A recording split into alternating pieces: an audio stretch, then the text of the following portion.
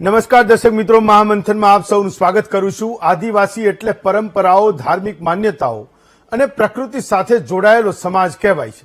એના જીવનમાં જંગલનું મહત્વ જીવ કરતાં પણ વધારે છે, પણ જ્યારથી વન વિભાગને માથે જંગલોની જવાબદારી આવી છે ત્યારથી લઈને આજ સુધી ફોરેસ્ટ વિભાગ અને આદિવાસીઓને 36નો આંકડો રહ્યો છે।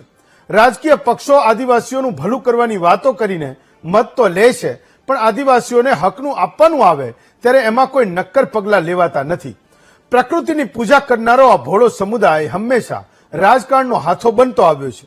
આવી સ્થિતિ અંબાજીના પાડલિયા ગામમાં ઊભી થઈ। પાડલિયામાં 40 વર્ષ જૂની જમીન પર વર્ષોથી આદિવાસીઓનો વસવાટ હતો। ફોરેસ્ટ વિભાગની આ જમીન પર દબાણ દૂર કરવા ગયેલી પોલીસે ગ્રામસભા વખતે જ લાઠીઓ વરસાવી। સમાજના આગેવાનોનો આક્ષેપ છે કે પોલીસ અને વન વિભાગે લોકોને ઉશ્કેર્યા, ફાયરિંગ કરીને ડરાવવાનો પ્રયત્ન કર્યો। બળ પ્રયોગમાં વિધવાઓના ઘર તૂટ્યા અને કુવાઓ પણ પૂરી દેવાયા। 13 ડિસેમ્બરે બનેલી આ ઘટનામાં ટોળા સામે હવે ફરિયાદ દાખલ થઈ છે। જોકે વાત આટલેથી અટકી નહીં અને એ પછી આ મુદ્દે રાજનીતિ શરૂ થઈ।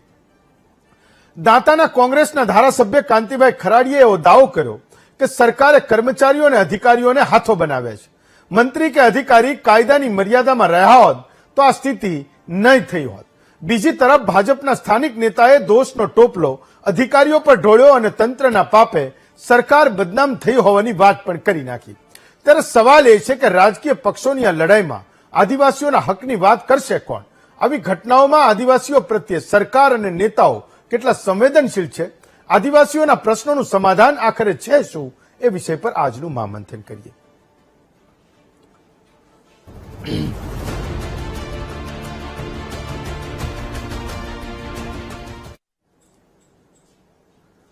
તો દરેક ઘટનામાં થાય છે એવું અંબાજીમાં આદિવાસીઓ અને સરકારી કર્મચારીઓમાં જે ઝડપ થઈ એમાં પણ થઈ રહ્યું છે। મોટે ભાગે આ એક એવો સિલસિલો છે કે કોઈ ઘટના બને તો રાજકીય નેતાઓની યાત્રાઓ એ ઘટનાની આજુબાજુ એ શરૂ થઈ જાય છે। તો પાડલિયા ગામમાં જે ઘટના બની, આદિવાસીઓ અને પોલીસ વચ્ચે જે ઝડપ થઈ, એના પછી રાજકીય નેતાઓની યાત્રાઓ અહીંયા પણ શરૂ થઈ ચૂકી છે। સત્તા અને વિપક્ષના નેતાઓ આ ઘટનામાં રાજકીય લાભને જોઈ રહ્યા છે।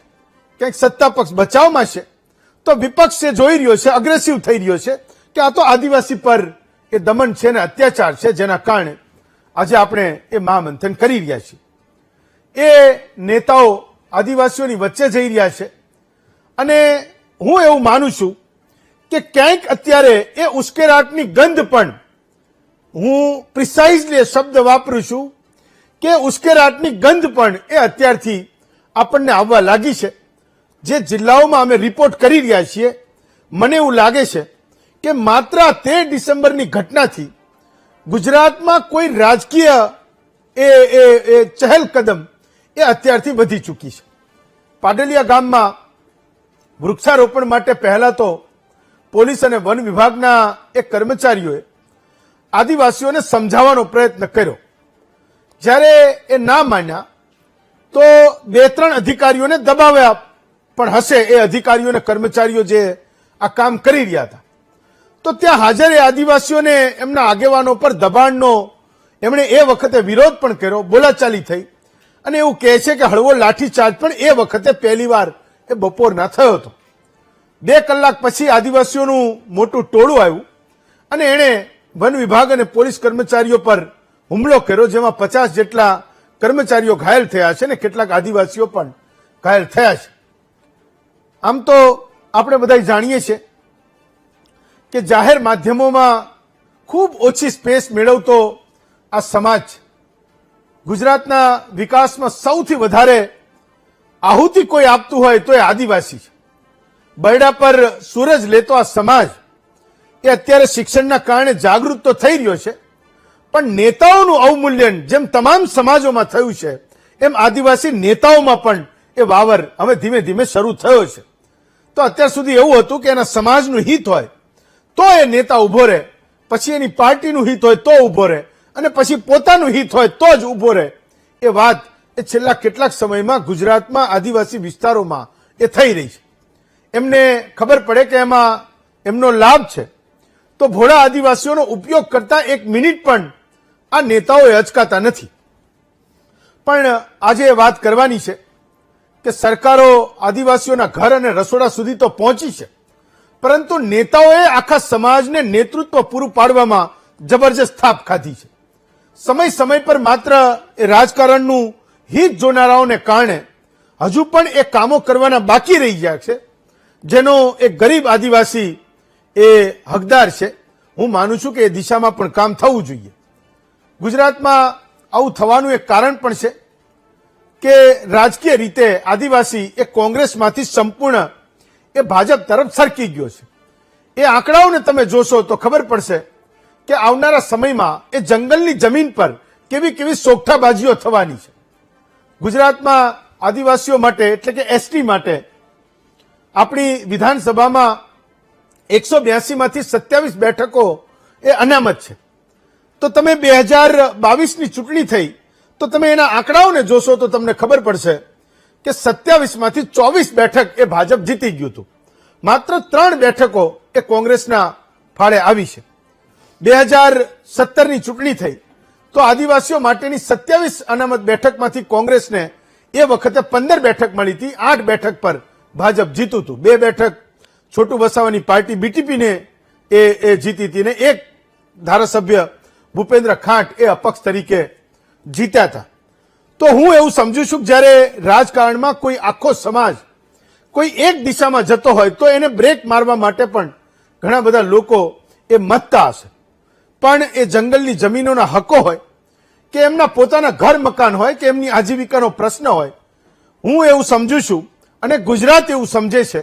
જ્યારે આપણે મહાજન પરંપરાની વાત કરીએ છીએ ત્યારે એ પોલીસ અને વન વિભાગના કર્મચારીઓએ સંવેદનાઓ અને કરુણાની સાથે એ વાત એ આદિવાસીઓ સાથે કરવાની જરૂર હતી. જે કંઈ બન્યું એ અનફોર્ચ્યુનેટ છે.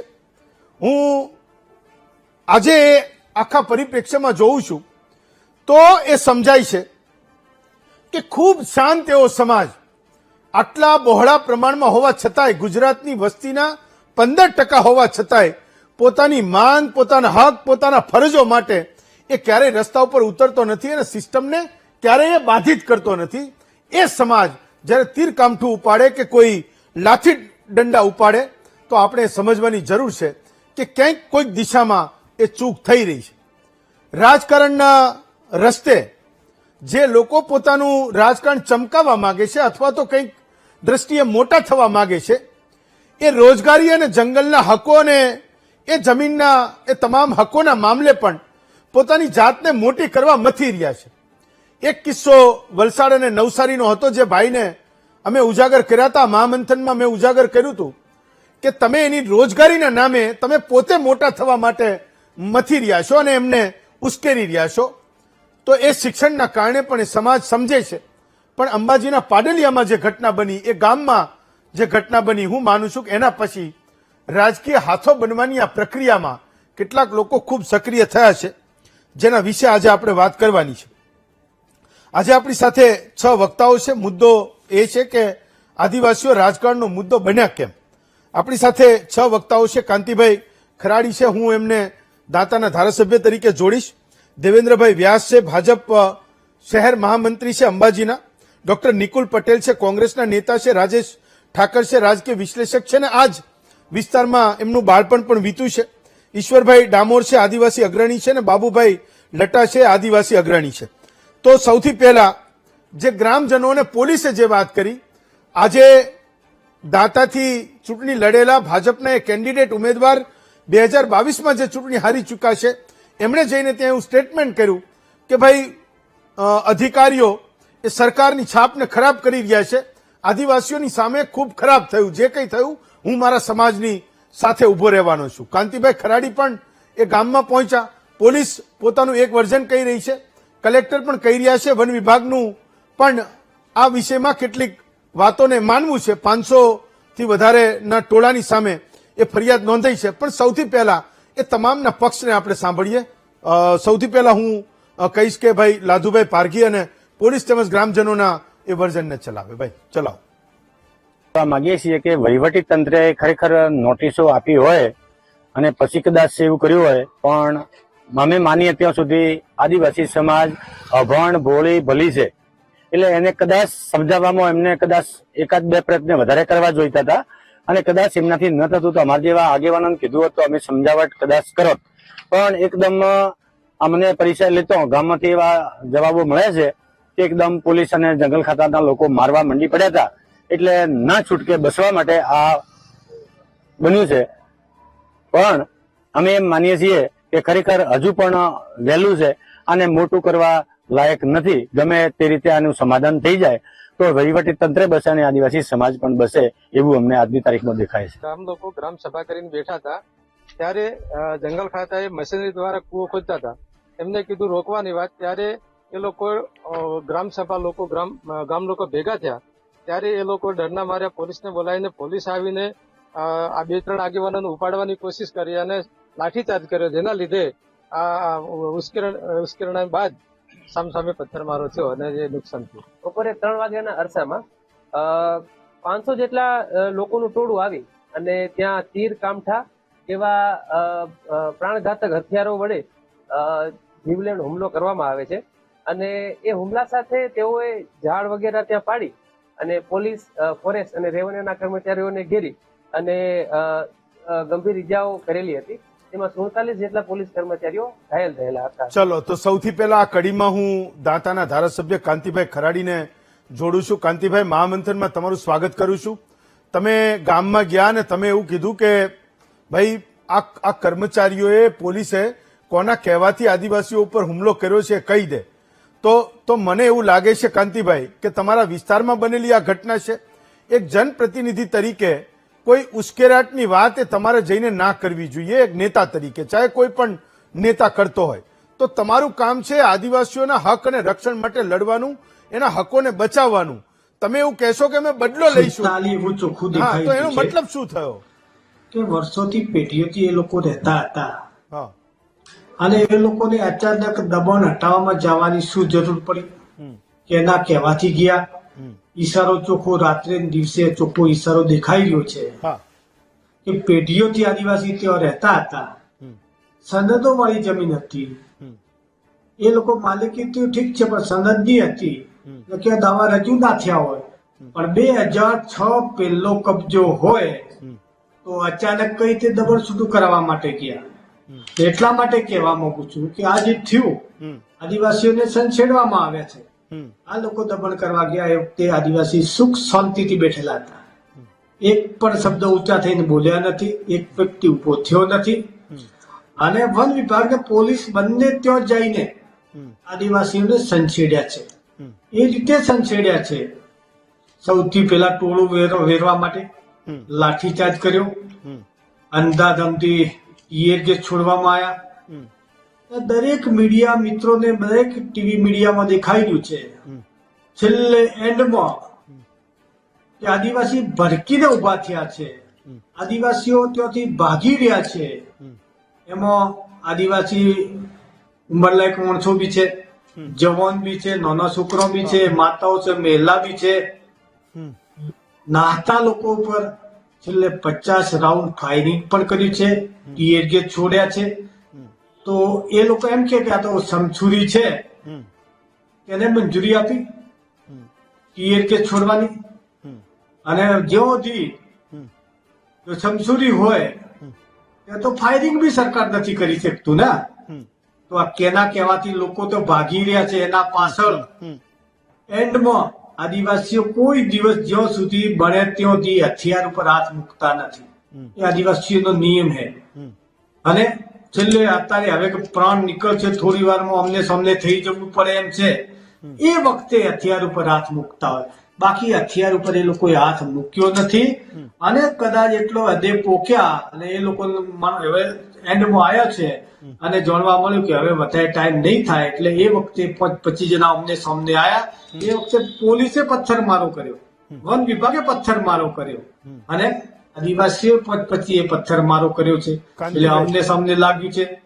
તો અમને સામને લાગ્યું હોય તો વન વિભાગ અને પોલીસને સિવિલમાં દવાખાને લઈ ગયા છે. હા, અમને સામને હોમે વાળા નહીં લાગ્યું છે આદિવાસીઓ. કાંતિભાઈ, તમે એવું કહો છો કે આદિવાસીઓને આ વન વિભાગના કર્મચારીઓ અને પોલીસે છંછેડ્યા છે, તો એ પોલીસ અને કર્મચારીઓને એ વાતની બરાબર ખબર પડે છે કે એની માય બાપ સરકાર છે, એ આદિવાસીને છંછેડશે તો સરકારને નુકસાન જશે. એ કર્મચારીઓ શેના માટે આ કામ કરે? તમે પણ જાણો છો, તમે પણ સરકાર રાજકારણ. જ કરે, બીજું કોણ કરે? આજે ડેપ્યુટી સીએમ ની પોલીસ કહેવાય. અહીં બનાસકાંઠાના જે મંત્રી છે વન વિભાગના, એ પરવીન માળી પોતે તે સમાચાર લેવા જતા હોય, આદિવાસીઓને સમાચાર લેવા માટે ના જવાય. ત્યાંથી જે જગ્યા ઓકે, સિવિલમાં સમાચાર લેવા ગયા હોય હા. ત્યાંથી 5 કિલોમીટર બાજુનું ગામડું છે. પોતે તો નૈતિક ફરજ છે, ચૂંટાયેલા પ્રતિનિધિ છે, એમને સમાચાર લેવા થયા જવું પડે ને. હા. આજે ચોથો દિવસ પૂરો થયો છે, એક પણ વ્યક્તિ, હા, કલેક્ટર જિલ્લાનો વડો છે, હમ, સ્ટાફના સમાચાર લેવા ગયા, હમ, એસપી પોતે સ્ટાફના સમાચાર લેવા ગયા, પરવીન માળી દવાખાનામાં સમાચાર લેવા ગયા. હમ. આજે ચોથો દિવસ થયો છે ને, આજે એક પણ આદિવાસીના સમાચાર લેવા માટે આ અધિકારીઓ ગયા નથી. તમે એ સમજાવો. હું હજુ પણ એ પ્રિસાઇઝલી પૂછું છું કે છંછેડવાથી રાજકીય ફાયદો શું થાય? તમે તો નેતા છો, શું ફાયદો થાય? રાજકીય ફાયદો શું થાય? એમને ફાયદો એ થાય છે હમ, કે વર્ષોથી પેઢીઓથી આદિવાસી રહ્યા છે અહીંયા. હમ, એમની પોતાની સર્વે નંબરની માલિકીની જમીન હોય, હમ, વન અધિકારની જમીન હોય, હમ, સનદની જમીન હોય, હમ. અથવા તો 2006 પહેલો કબજો હોય. હા, હા. આદિવાસીને અંબાજી કોરે મોરે વસતા આદિવાસીને ધમકાઈને, હા, બોલાઈને, દબાણ લાઈને હા. જમીન હા, વહીવટી તંત્રનો હાથો લઈને એમનો હા. ઉપયોગ કરીને હા, આ આદિવાસીઓની જમીન ખાલી કરાવવા માંગે છે. હા, અને આદિવાસીઓને ખાલી કરાવીને ઉદ્યોગપતિને લાવવા એ માંગે છે. હમ, અંબાજી કોરે મોરે રહેતા આદિવાસીઓને. અને એટલું તો હું જરૂર કહી શકું છું કે આદિવાસીઓને સંછેડ્યા બી છે, આદિવાસીઓને માર્યા પણ છે. અને આદિવાસીને એક કહેવત છે ને, હમ, આજે આદિવાસીઓને સંછેડ્યા છે ને આ સરકારે જે માર્યા છે ને, હમ. આદિવાસી 100 વર્ષ સુધી આદિવાસી જે નોમ પડે ને, એ આદિવાસી બેન દીકરી અથવા દીકરા જ્યાં સુધી જીવશે ત્યાં સુધી નહીં ભૂલે. જે વખતે ટાઈમ આવે ને, ઈંટનો બદલો પથ્થરથી હાલશે. કઈ ના વાત તો again એ રાજકીય વાત તો છે જ. બદલો હાલ્યા સિવાય ચાલે એમ નથી. આજે અહીંયા માર્યા છે, ઉત્તર અહીંયા અંબાજીથી ઉમરગામ, અંબાજીમાં દોતા વિધાનસભામાં માર્યા છે. શું આદિવાસી એટલા જ છે? વન વિભાગ એવું કહી રહ્યું છે કે આ જમીન એ સરકારી જમીન હતી, વૃક્ષારોપણ ત્યાં થઈ રહ્યું હતું, સમજાઈ રહ્યા હતા, અને આ હુમલો એ થયો છે.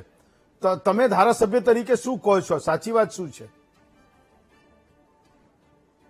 એક પણ વૃક્ષારોપણ થયું નથી ત્યાં. હા, જે જમીન છે હમ, એ ટીવી મીડિયા મારફતે આપી જોઈ રહ્યા છે. એ બાઈ ઓછી ઉંમરમાં વિધવા થઈ છે, હમણાં જ તાજેતરમાં મરી ગયો છે એમનો પતિ. હા. નાના બાળકો હતા, એ રોઈ રહ્યો છે, રવળી રહ્યો છે. હમ, એ પોતે પતિ જે કૂવો ખણતો હતો, એ કૂવો 60 ફૂટ ઊંડો કૂવો છે.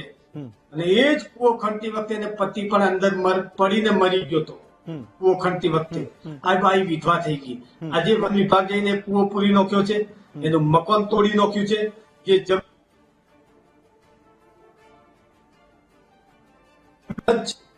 તો 2006 પહેલો કબજો છે. હા, તો એ લોકો કઈ રીતે છૂટું કરવા જઈ શકતા ને દબાણ હટાવવા જઈ છે? નિયમ જોગવાઈ છે. ઓકે. હું ધારાસભ્ય તરીકે એવું કહી હું બંધાયેલો છું, હું નિયમથી ઉપર 2005 પછીનો અથવા તો 2006 પછીનો કબજો હોય તો દબાણ છૂટું કરવા જઈ શકે, પણ એ નિયમ અનુસાર એમને નોટિસ આપવામાં આવે. ઓકે. એક નોટિસ આપવામાં આવે, 2 નોટિસ આપવામાં આવે, અને ચોથી નોટિસે, ત્રીજી નોટિસ ને ચોથી નોટિસે દબાણ હટાવવા જાય એ વખતે પોલીસનો સહારો લેવો પડે કાયદાના રીએ, અને રેવન્યુ ડિપાર્ટમેન્ટના અધિકારીઓ સાથે રહીને દબાણ હટાવવા જઈ શકતા હોય. પણ આ તો એક પણ નોટિસ નહીં. હું એટલા માટે કહું છું નોમજોગ, એક પણ નોટિસ આલવામાં નથી આવી. અને અચાનક વર્ષોથી પેઢીઓથી રહેતા હતા. ઓકે. તો આવી તો આ લોકોને કઈ ચલો, બુદ્ધિ એ આવી? વાત- એ વાતનો પેઢીઓથી જવાબ પણ રહેતા આપો. હતા હા. અને અચાનક એમનું દબાણ કાંતિભાઈ. તોડવા જાય. મકાન એક પક્ષીનો માળો પણ લોકો ઓકે. નહીં પાડવો જોઈએ ના. હા. આવી મુશ્કેલીમાં કાંતિભાઈ, બનાસકાંઠાના કલેક્ટર એવું કહી રહ્યા છે કે આ હુમલો એ પૂર્વ નિયોજિત હતો અને કેટલાક અસામાજિક તત્વો અને નેતાઓ પણ આમાં ભળેલા છે, જે આ હુમલો એમણે કરાયો છે ને કંઈક ઉશ્કેરાટની વાત એ કરી રહ્યા છે. તમે કહો, કોણ હતા એ લોકો જેણે કશું જ નથી. ટીવી મીડિયા મારફતે દેખાઈ ગયું છે. એક પણ આદિવાસી ઉભો થયો નથી. હા. શાંતિસર બેઠેલો હતો. હા. વાટાઘાટા કરતા હતા, પણ જાણી જોઈને ઉશ્કેરણી કરવા માટે હા. હુમલો જાણી જોઈને સરકારે કરાયો છે વહીવટી તંત્ર પાસે. હા એટલા માટે કે તમારા- ગયા મહિનાની અંદર 11મા મહિનામાં હા કલેક્ટરે પોતે પરિપત્ર કર્યો છે ઓકે. કે 2006 પહેલની જમીન કબજો હોય બરાબર. એ આદિવાસીઓની જમીન છૂટી કરાવવા નહીં જવી હા એવું વન વિભાગને પરિપત્ર કર્યો છે. હા પણ બનાસકાંઠાના પીઓફો હમ. અમીન કરીમ છે. જ્યારે આવ્યો ત્યારથી આદિવાસીનો દુશ્મન, હમ. જ્યારથી આવ્યો ત્યારથી આદિવાસીનો દુશ્મન થઈને હમ. શું કેના કહેવાથી બનાસકાંઠાનો જે મંત્રી છે એના કહેવાથી કરી રહ્યા છે. હમ.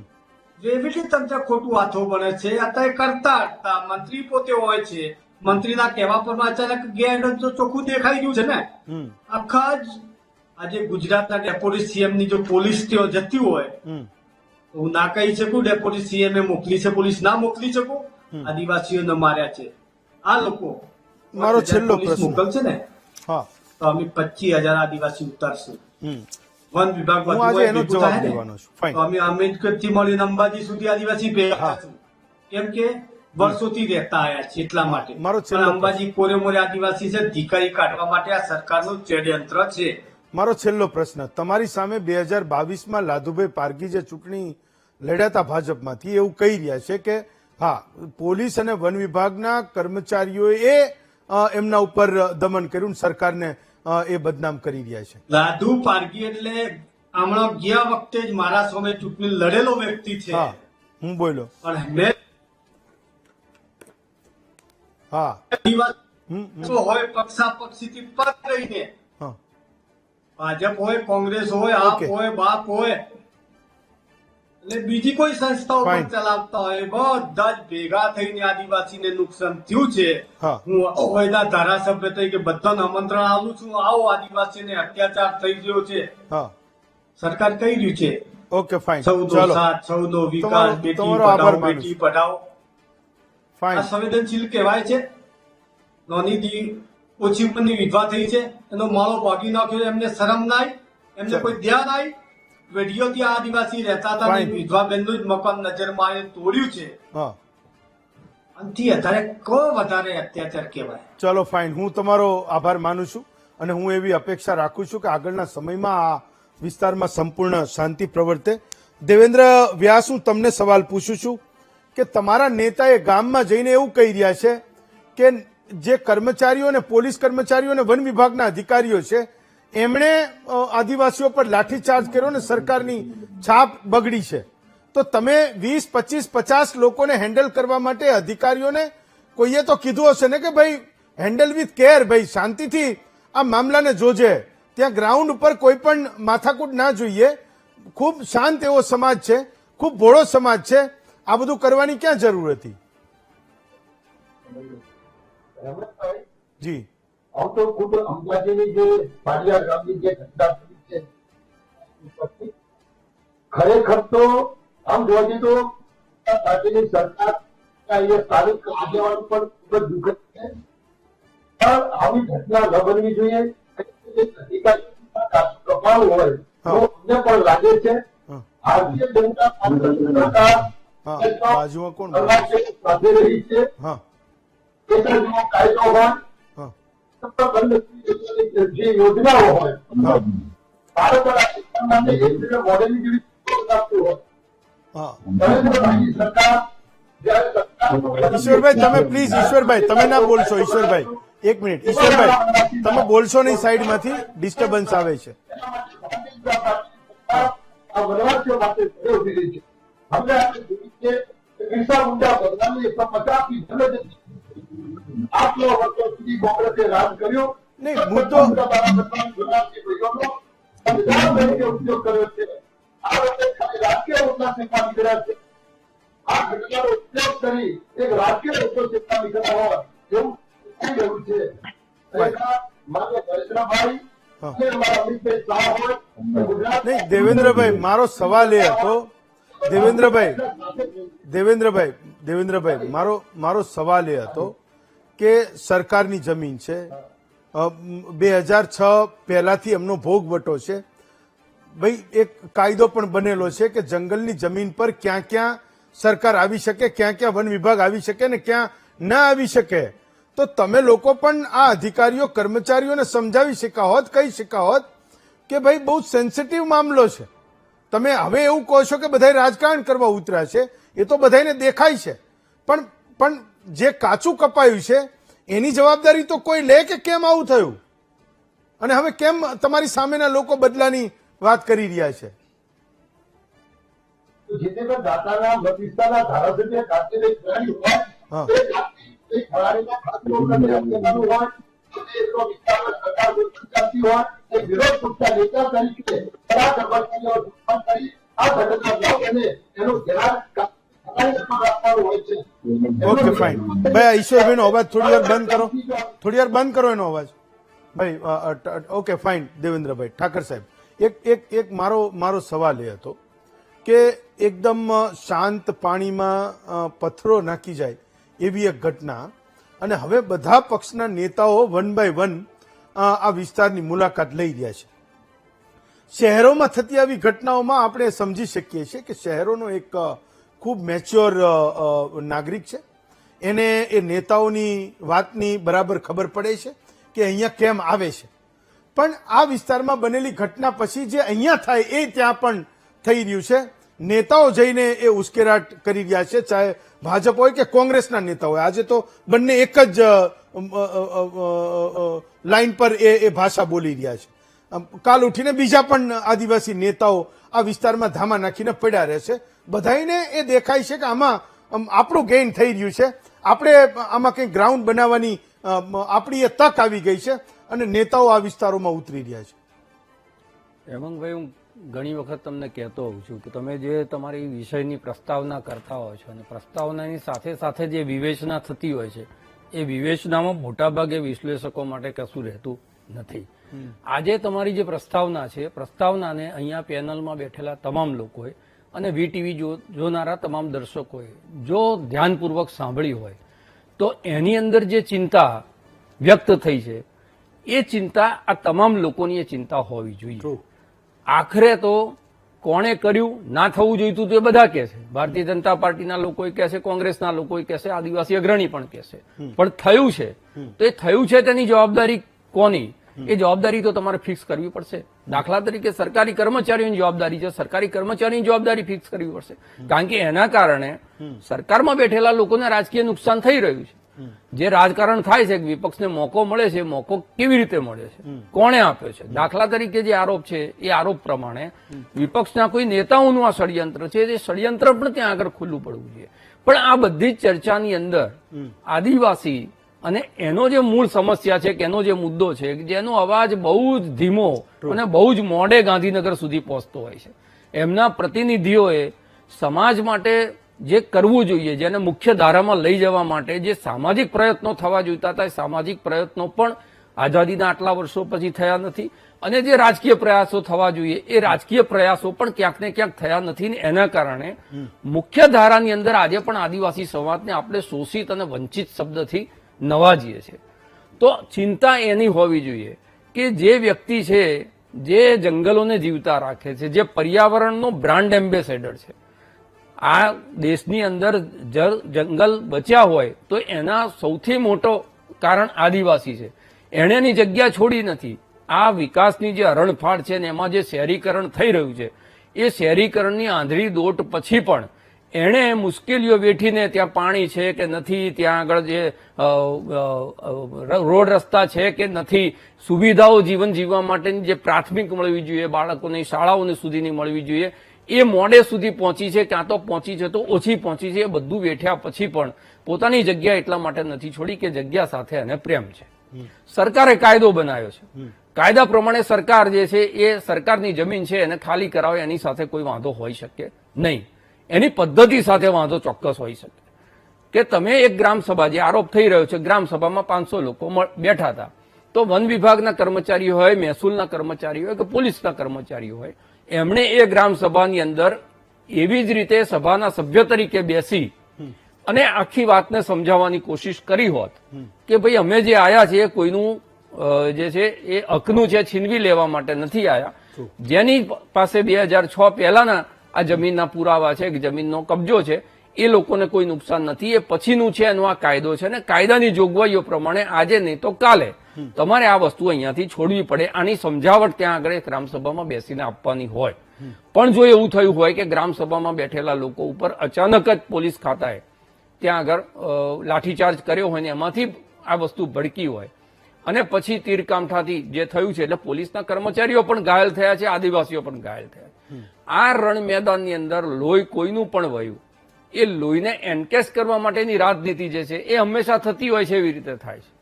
અને એટલે જ આપણે કહીએ છીએ કે જયારે કોઈ મુદ્દો છે એ મુદ્દાનું સમાધાન શોધવા માટે દરેક લોકો ચિંતા આદિવાસીની અહીંયા ટીવી ચેનલ ઉપર આવીને કરે છે. પણ એ આદિવાસીની ચિંતા કરનાર તરત જ વિપક્ષ અને પક્ષના લોકો એ જગ્યા ઉપર ઉતરી ગયા હોત. જે પણ અધિકારીઓ છે અધિકારીઓને કરતા રોક્યા હોત. આજે પણ હજી મોડું નથી થયું. હજી પણ દાખલા તરીકે એમાં કોઈ જવાબદારી હોય ને હવે તો સોશિયલ મીડિયાનો જમાનો છે, લોકોના મોબાઈલ ઉપર વિઝન હોય છે, જે મીડિયા ત્યાં હાજર હતું મીડિયા ઉપર હોય, ત્યાંથી તમે રિપોર્ટ મેળવી શકો છો તાત્કાલિક અસરે. આમાં કેવું છે કે દિલ અમારું એટલું આળું હતું કે કાંકરી પણ જીવ લેણી નીકળી.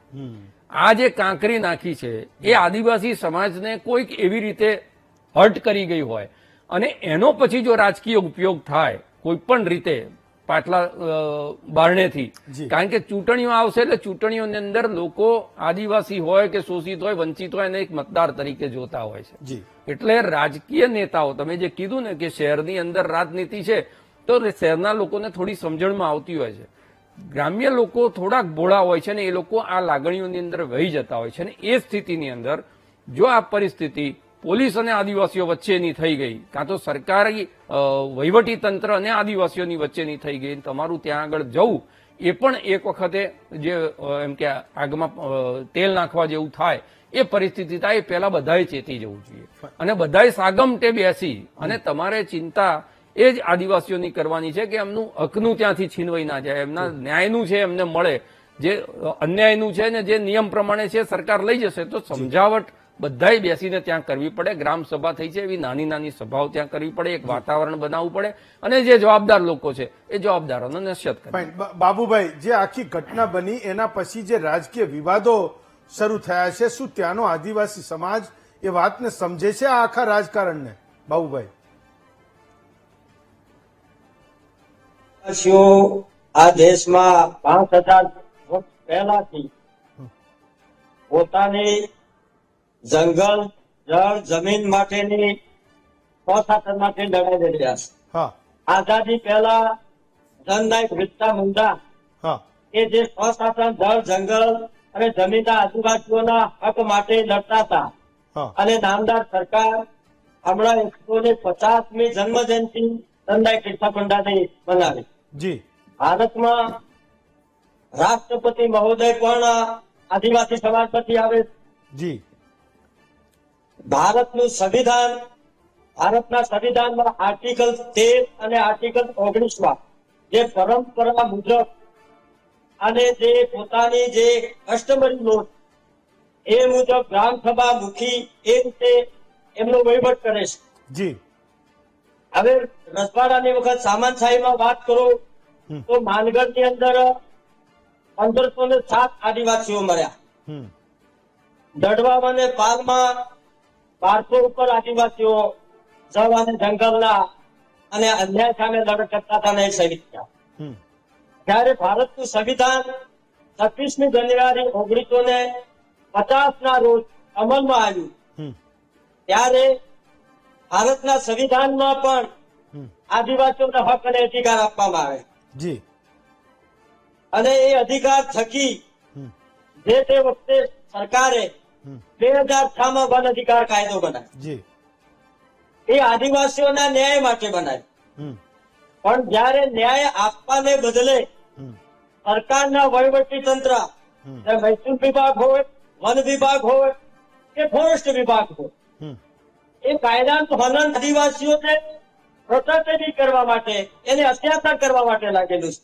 ત્યારે 2026નો વન અધિકાર છે એમાં સ્પષ્ટ કીધું છે કે આદિવાસીઓ જંગલમાં રહેતા હોય તો એ જંગલની જમીનમાં એની જે કોઈ કુટુંબો એને હક આપી દેવા જોઈએ.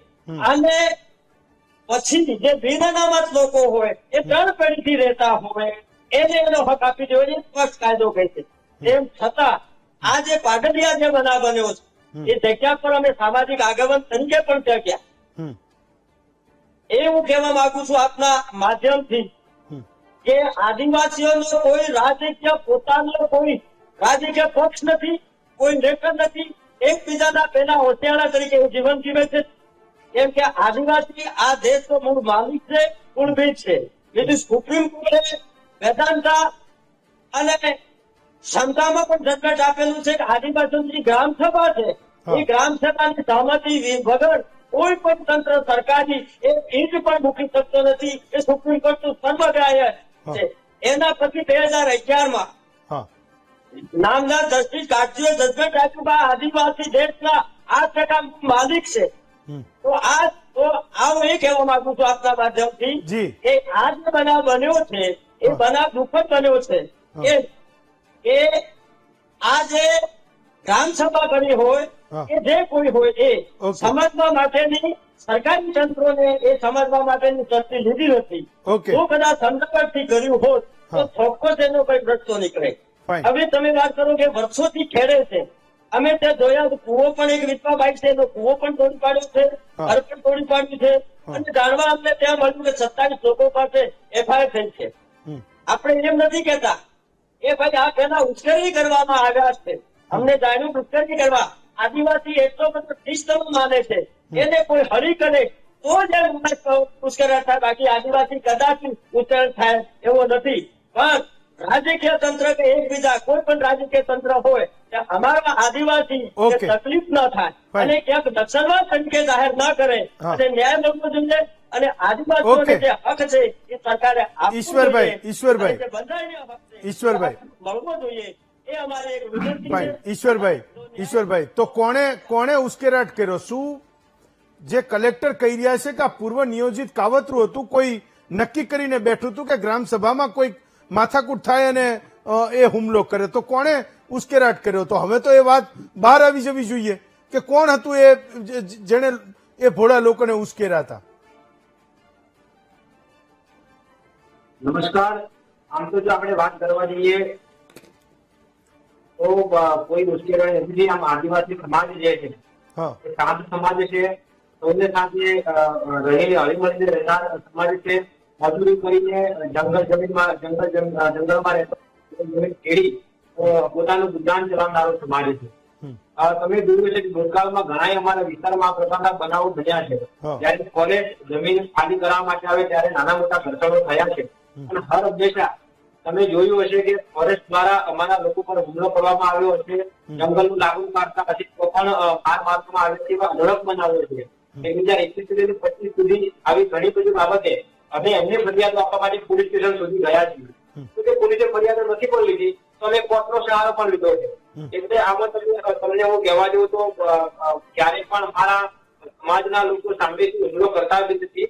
પણ આમાં પૂરો બનાવ એવો બન્યો છે કે જે આ લોકો જમીન ઉપર વૃક્ષારોપણ કરવા ગયા એટલે એ લોકોએ એમ કીધું કે અમારી જોડે ચર્ચા વિચારણા કરો, આ જમીન પર અમને પોતાનું વાવેતર કરી પોતાનું જીવન ગુજરાન ચલાવીએ. પરંતુ જયારે આ ફોરેસ્ટ અધિકારીઓ ગયા એ મને એવું લાગે છે કે આવું આયોજન એમનું હતું કેમ કે સાથે લઈને ગયેલા હતા, સાથે ગયેલા હતા. એટલે ત્યારે જયારે લોકો સાથે શાંતિપૂર્વક વાત કરવાની હતી એની જગ્યાએ 5-7 લોકો ઉભા થઈને રજૂઆત કરતા હતા અને પોતે કહેતા હતા કે ભાઈ તમે અમારા વિસ્તારમાં આવ્યા છો તો તમારે ગ્રામ સભાની મંજૂરી લેવી જરૂરી છે. તે પહેલા તમારે ગ્રામ સભામાં આ વાત મૂકવી પડે, અમને 1-2-3 નોટિસો આપવી પડે, એના બાદ તમે આગળની કાર્યવાહી કરો. તો એ આગેવાનો આ વાત મૂકતા હતા તો પોલીસે તાત્કાલિક ત્યારે એવું કીધું કે ભાઈ આ જે આગેવાનો બોલી શકશે. એટલે આ વાતના કારણે કે જે આગેવાનોની અટકાયત કરવાની વાત હતી એ આગેવાનોની જયારે અટકાયત કરવામાં આવી ત્યારે એમને રોકવાનો પ્રયાસ કર્યો કે ભાઈ અમારી એટલી વાત કરે છે ને, તો ત્યારે પોલીસે લાઠીચાર્જ કર્યો. એના બાદ એ ત્યાંથી ભાગ્યા, ટીયર ગેસ ગયા અને એના પછી આ આખો આમને સામને હુમલો થયો છે જે હું શરૂઆતમાં બોલ્યો. ઓકે, ડોક્ટર નિકુલ પટેલ, તો નેતાઓ તો હવે એ રણ મેદાનમાં આવી ગયા છે. આદિવાસીઓ હું માનું છું કે એને એ સોગઠાની જેમ એનો એ ઉપયોગ કરતા મને અત્યારે દેખાય છે. અને મેં શરૂઆતમાં કીધું એમ કે કેટલાક ક્યાંક ઉશ્કેરાટની ગંધ પણ આવી રહી છે. દરેક લોકોને પોતાનો કિલ્લો બચાવવો છે, ક્યાંક કોઈકનો મહેલ બચાવવો છે, ક્યાંક કોઈકને પોતાના હાથમાં જે ધજા છે એ ધજાને પકડી રાખવી છે.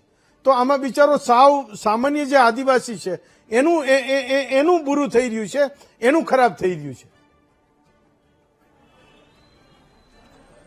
સૌ પ્રથમ તો હું કહેવા માંગીશ કે ગુજરાતની અંદર વસતા તમામ લોકોની જવાબદારી એક જગ્યાએ જોઈએ તો સરકારની છે અને એની નીતિઓને ઇમ્પ્લિમેન્ટ કરવાની જવાબદારી બી સરકારની છે.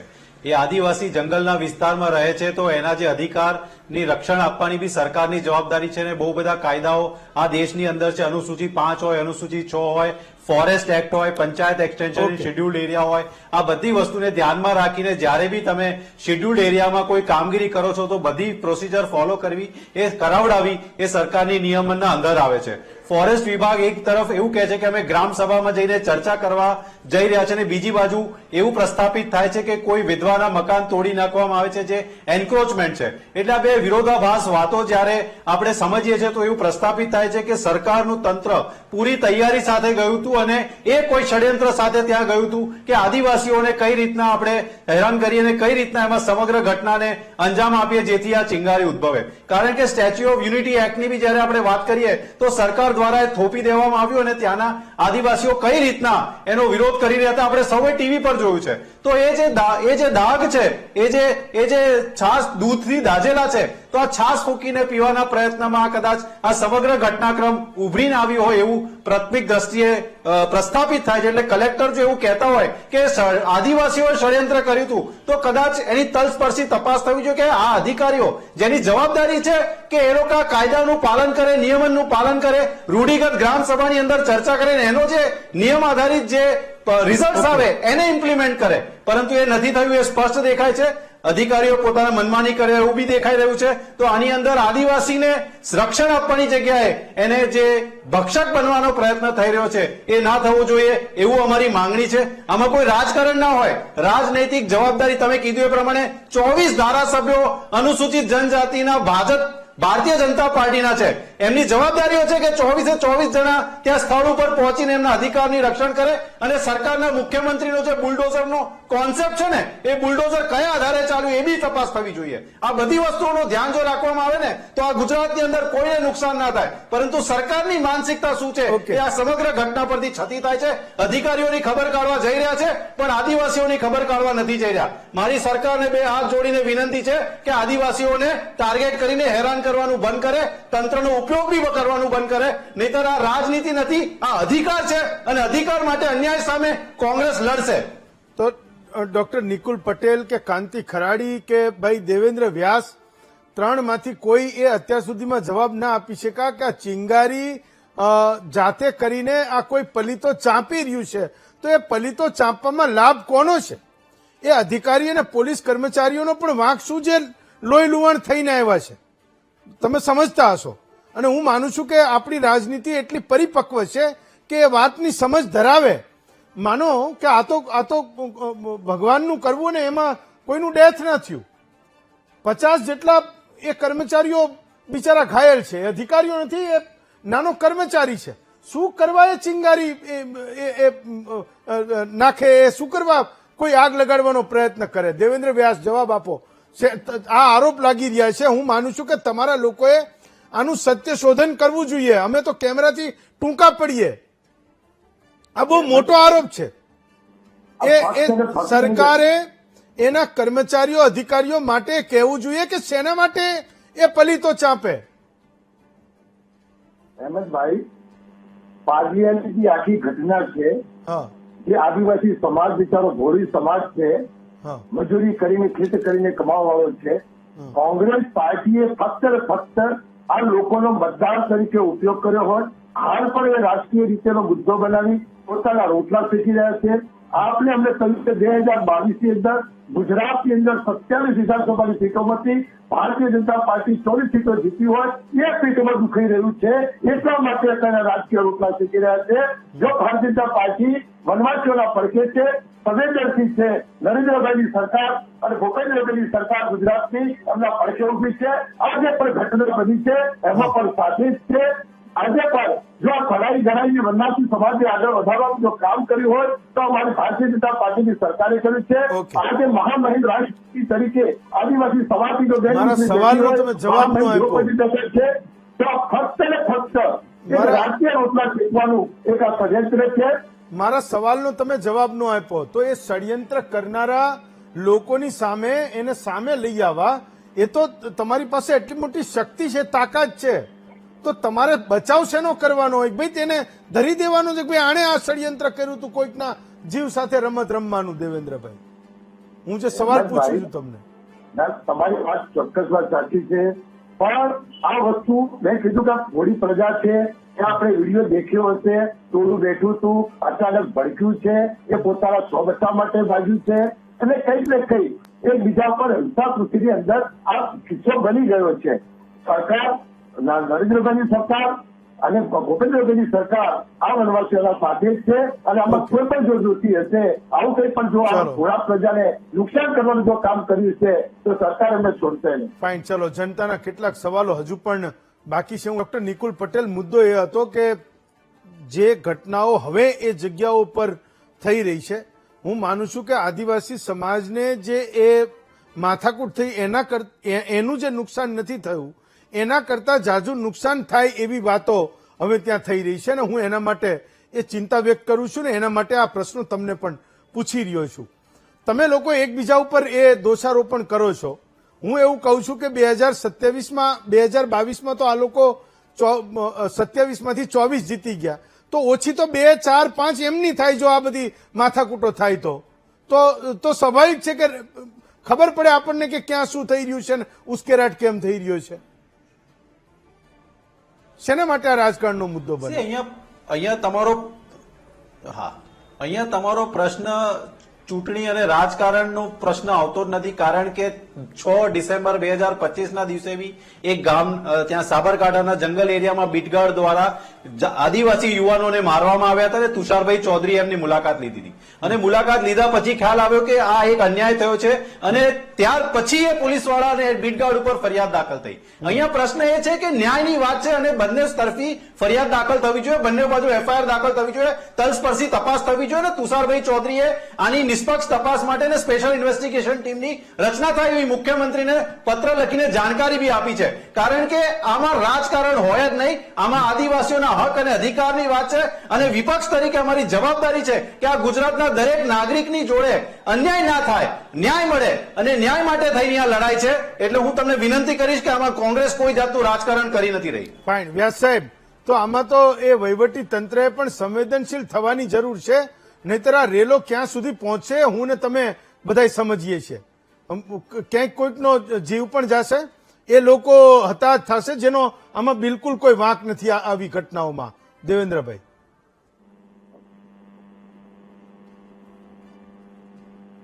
દેવેન્દ્રભાઈ, મારો સવાલ તમને સમજાયો છે. અહેમદભાઈ, સરકાર સંવેદનશીલ છે, વનવાસીઓને ભૈયાના સાથે જ છે, પણ તમે જે મને વારંવાર પ્રશ્ન કરો છો કે આના પાછળ કોણ હોઈ શકે, તો આજે આપણે ગુજરાતની અંદર 27-24 બેઠક ભારતીય જનતા પાર્ટી જીતતી હોય તો અહીંયા કંઈક ને કંઈક કોઈ વિચારધારાની જે લડાઈ થઈ રહી છે એ વિચારધારા વાળા હોઈ શકે એવું મને ચોક્કસ આજે લાગી રહ્યું છે. બાકી તો નરેન્દ્રભાઈની સરકાર આજે સંવેદનશીલ સરકાર ભૂપેન્દ્રભાઈની વનવાસીઓ સાથે જ છે અને સાથે જ રહેશે અને આ પણ જે કંઈ પણ છે આ વનવાસીઓ સાથે ભારતીય જનતા પાર્ટીની સરકાર બધા એમના સાથે જ રહેશે. ઠાકર સાહેબ, લાસ્ટ કમેન્ટ. હું જે કહું છું ને આ ચર્ચા કરવાનો મતલબ પણ એ છે કે આદિવાસીઓ ક્યારેય સેન્ટર પોઈન્ટ રહ્યા નથી. તમે કીધું કે એના પ્રશ્નો ગાંધીનગર પહોંચતા બહુ વાર લાગે છે ને મીડિયામાં અમદાવાદમાં પહોંચતા હું માનું છું કે દાયકાઓ જતા રહે છે. એ સમાજની ચિંતા કરવાની જરૂર છે. ઇવન આદિવાસીઓની ચર્ચા છે એ ચર્ચામાં પણ વ્યાપક રીતે કેટલા લોકો એની અંદર સામેલ, કારણ કે એમની સમસ્યાઓને બહારની દુનિયા એ સમજતી જ નથી. આજના જે વિષય છે એમાં ભારતીય જનતા પાર્ટીના પ્રવક્તા જે કહી રહ્યા છે કે ભાઈ અમારી 24 સીટો છે અને એના કારણે કોકના પેટમાં તેલ રોડાય છે, એના કારણે આ ષડયંત્ર થયું છે. તો જવાબદારી પહેલી એ આવે છે કે આ ષડયંત્ર કરનારા લોકો, કારણ કે એમાં તો આખરે તો પીસાયો છે આદિવાસી, એ ષડયંત્રકારોને પહેલા તો ખુલ્લા પાડી દેવા જોઈએ. બીજી વસ્તુ, કોંગ્રેસ પક્ષથી એમ વાત થઈ રહી છે કે ઈંટનો જવાબ પથ્થરથી મળશે. એનો મતલબ કે આ જે છે એની અંદર રાજકીય લાભ લેવાની પ્રવૃત્તિ જે છે કોંગ્રેસ પણ કરી રહી છે. બંને પક્ષેથી સત્ય શોધવા માટેની જે ઈચ્છા શક્તિ હોવી જોઈએ, કાં તો આદિવાસીઓ જે છે એમને ન્યાય મળે એના માટેની જે પ્રક્રિયા હોવી જોઈએ, પ્રક્રિયાના બદલે આરોપ અને પ્રત્યારોપ થઈ રહ્યા છે. અને એટલે જ આપણે કીધું કે આ બધા થયા પછી એટલે થાય છે શું કે જે મૂળ મુદ્દો છે, મૂળ મુદ્દો ખોવાઈ જાય છે અને બીજી બધી વાતો એની અંદર થાય છે અને એમાંથી કોણ રાજકીય, દેખો ચૂંટણીઓ તો આવશે અને જશે, કોઈ જીતશે કોઈ હારશે, પણ આદિવાસી સમાજ એ જો એનું મૂળ કામ જે છે એ છોડી દેશે, હતાશ થઈ જશે, એમણે આજે હથિયાર ઉપાડ્યા છે, એમના જે ખેતીના હથિયાર છે એ મૂકી દેશે, તો પરિસ્થિતિ શું થશે? તો આ પર્યાવરણને કોણ બચાવશે એ સમજવાની જરૂર છે. ટ્રુ. હા બાબુભાઈ, તમે આંગળી ઊંચી કરી હતી. બાબુભાઈ, તમારે કઈક કેવું હતું? બાબુભાઈ. આદિવાસીઓ માટે તો કોઈ પણ સરકાર સાચી નથી.